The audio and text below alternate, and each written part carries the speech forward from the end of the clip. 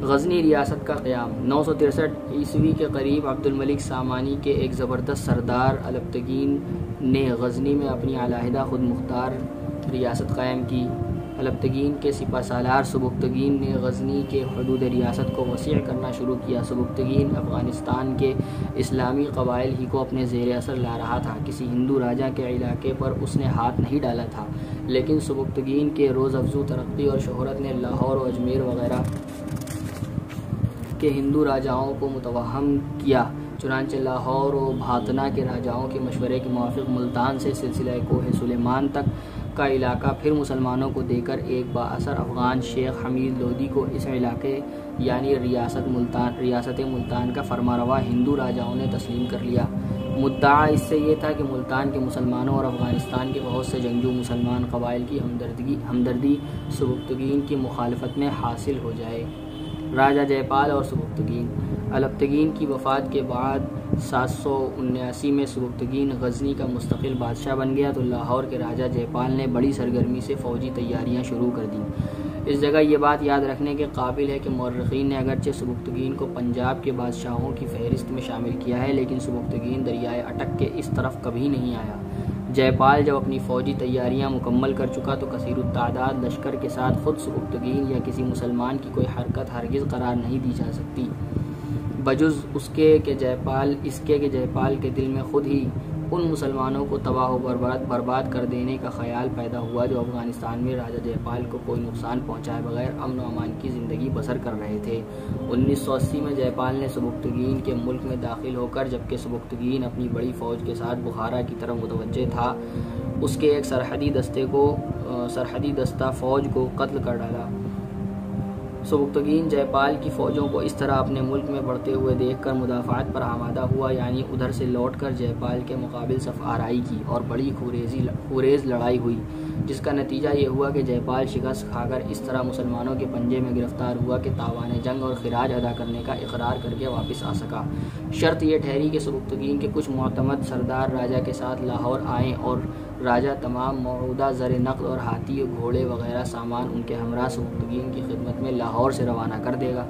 सुबुक्तगीन ने जयपाल के कौल करार पर एतबार किया, अपने मोतमद भी उनके साथ भेज दिए और ख़ुद गज़नी को वापस चला गया। जयपाल ने लाहौर आकर सुबुक्तगीन के आदमियों को बजाय इसके कि तावान जंग और मौजूदा नजराना देकर रुखसत करता, तलवार के घाट उतार कर इस जहान फ़ानी से आलम जावदानी की तरफ रुखसत कर दिया।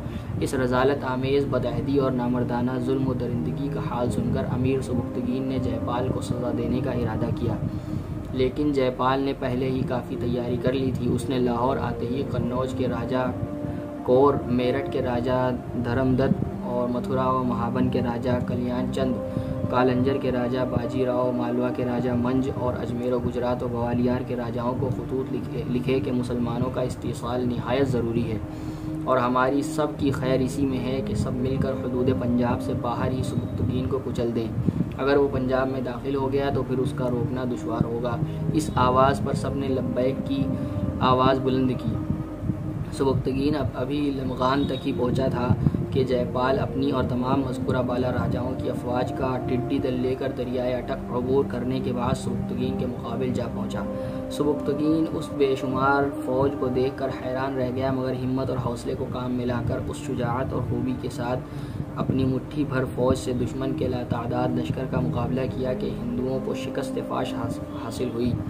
राजा जयपाल इस मरतबा फिर गिरफ़्तार हुआ। अब सुबुक्तगीन का हक़ था कि वो राजा को कत्ल कर देता, मगर उस अफ़्व दरगुज़र के पुतले ने राजा के इल्हा व आजिज़ी और तलब माफ़ी पर फिर उसको छोड़ दिया और उस साज़ सामान को जो हिंदुओं की शिकस्त खुर्दा फ़ौज मैदान में छोड़कर भाग गई थी काफ़ी तावान जंग समझा और सिर्फ 15 हिंदू कैदी बतौर यरगमाल अपने हमराह लेकर गज़नी को लौट गया।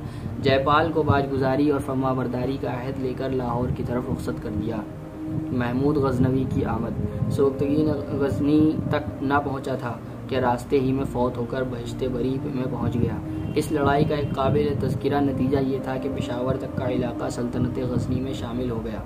ये लड़ाई 1997 में हुई। जयपाल ने लाहौर आकर फिर बदअहदी की और सुबुक्तगीन के बेटे और जानशीन महमूद की खिदमत में मुकर्ररा मौऊद खिराज भेजने के बजाय लड़ाई की तैयारी में मसरूफ़ हो गया। हिंदुस्तान के राजाओं की फ़ौजें फिर अपनी मदद के लिए बुलवाईं और गुज़िश्ता शिकस्तों के तजर्बे से फ़ायदा उठाकर इस मरतबा पहले से भी ज़्यादा इंतज़ाम और मजबूती के साथ 12,000 सवार और 30,000 पैदल लेकर 1001 में पेशावर पर हमला आवर हुआ। महमूद सिर्फ 10,000 फ़ौज के साथ मुकाबले पर आया। पेशावर के करीब मकाम देहंद पर लड़ाई हुई और अजीब इत्तिफाक है कि इस मरतबा भी 42,000 हिंदुओं ने 10,000 मुसलमानों से शिकस्त खाई। राजा जयपाल तीसरी मरतबा फिर मुसलमानों के हाथ में गिरफ्तार हुआ। इस मरतबा भी राजा जयपाल ने इताअत और फरमाबरदारी का इकरार और खराज देने का वादा करके जान बख्शी की दरख्वास्त की। महमूद ने अपने बाप की सुन्नत पर अमल किया और इस दरख्वास्त को मंजूर फरमाकर राजा को छोड़ दिया। अब की मरतबा राजा को कुछ ऐसी गैरत आई कि लाहौर वापस आते ही तशानुल यानी भुस की आग में गिरकर अपने आप को जला दिया। राजा अनंतपाल के हमले और महमूद की मुदाफ़ाना कोशिशें। उसकी जगह उसका बेटा अनंतपाल राजगद्दी पर बैठा। अनंतपाल ने कुछ दिनों महमूद को अपने बाप के इकरार के मुवाफिक खिराज अदा किया। महमूद भी अनंतपाल या उसकी रियासत से मुतलक मुअतरिज़ न हुआ। अनंतपाल ने 2 बरस तक उधर महमूद को अपनी हवाख्वाही का यकीन दिलाकर मुतमईन रखा, इधर हिंदुस्तान के तमाम राजाओं को ख़त व किताबत और सफ़ारतों के ज़रिए अपना शरीक व मुआविन बनाकर महमूद के मुकाबले के लिए जंग की तैयारी करता रहा।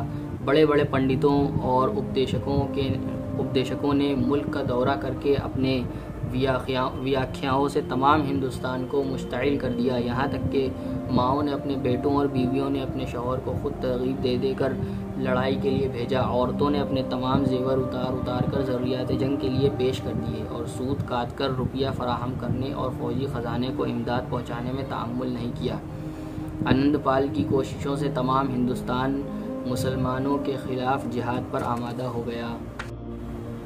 मुअर्रिख़ीन इस बात पर मुत्तफ़िक़ हैं कि अनंतपाल ने महमूद के ख़िलाफ़ जंग को मजहबी जंग करार दिया और महमूद का बाजगुज़ार होने की हालत में बागी बनकर ऐसी ख़तरनाक और ज़बरदस्त तैयारियाँ की और हिंदुस्तान की तमाम माली और फ़ौजी ताकत को एक मरकज़ पर जमा किया कि उसके ज़रिए न सिर्फ महमूद बल्कि अफ़गानिस्तान के पहाड़ों तक का पीस कर सुरमा किया जाना मुमकिन नज़र आता था।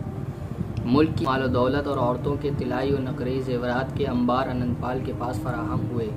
जंगजू लोगों का टिड्डी दल भी उसके झंडे के नीचे जमा हो गया। पंजाब की अज़ीमुश्शान फ़ौजों के अलावा दिल्ली, ग्वालियर, कालंजर, कन्नौज, अजमेर, कश्मीर, कांगड़ा, गुजरात, मालवा वगैरह की अफवाज भी मां साज़ो सामान अनंतपाल की खिदमत में पहुंच गई। 1003 ईस्वी में ये फ़ौजी समंदर मौजें मारता हुआ पेशावर की तरफ बढ़ा। उधर महमूद ने भी इस चढ़ाई की खबर सुनकर लड़ाई के लिए तैयारी की और पेशावर के करीब हिंदुओं के लश्कर का इस्तकबाल किया। दोनों फ़ौजें 40 रोज़ तक एक दूसरे के मुकाबिल ख़ैमाज़न रहीं। बिलाखिर हिंदुओं ने महमूद के लश्कर पर हमले की इब्तिदा की और महमूदी लश्कर के कैंप में घुसकर हंगामाए ज़द व खुर्द गर्म किया। तरफ़ैन से कोशिशों में कमी नहीं हुई। उसको इत्तिफ़ाक़ी अम्र समझो या मुसलमानों की बहादुरी कहो कि हिंदुओं को इस मरतबा भी मुट्ठी भर मुसलमानों के हाथों शिकस्त व नाकामी की ज़िल्लत हासिल हुई। अनंतपाल ने फिर अपने बाप की सुन्नत पर अमल किया, यानी माफ़ी का ख्वासगार हुआ। महमूद ने उससे फरमाबरदारी और बाजगुजारी का इकरार लेकर कहा, रिहा कर दिया। इस जगह एक मुनसिफ मिजाज और अक्लमंद शख्स को सोचना चाहिए कि अभी तक महमूद दरियाए अटक से इस तरफ नहीं उतरा। पंजाब के राजा और हिंदुस्तान के तमाम राजाओं ने मिलकर 4 मरतबा मुसलमानों पर चढ़ाइयाँ की और कैसी कैसी बदअहदी, बेवफाई और दुश्मनी का सबूत दिया। मुसलमानों ने अपने मुल्क की हदूद से बाहर अभी तक कदम नहीं रखा। अपने ही मुल्क में हमला आवर हिंदुओं को शिकस्त देकर लौटाया। मुसलमानों की तरफ से किस कदर अफ़्व दरगुज़र और मुराआत का बर्ताव ज़ुहूर में आया। ये तमाम वाक़यात जो मज़कूर हुए तमाम मुस्तनद तारीख़ों में मस्तूर मौजूद हैं, मगर किस कदर हैरत का मकाम है कि आज महमूद के हमलों की तादाद बढ़ाने के लिए उसकी हर एक मुदाफ़ाना लड़ाई को एक हमला करार दिया जाता है।